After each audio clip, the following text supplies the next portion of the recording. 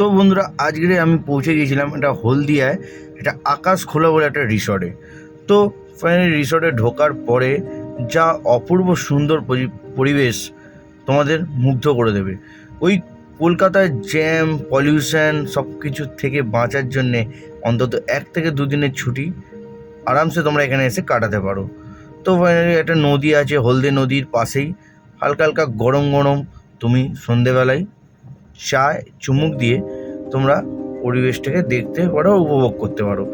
তো আমি এখানে এসেছিলাম, তো আমাদের নেওয়া হয়েছিল রুম। তো এখানে তুমি এসে কটেজও নিতে পারো, পাশে ছোটো ছোটো কটেজও আছে।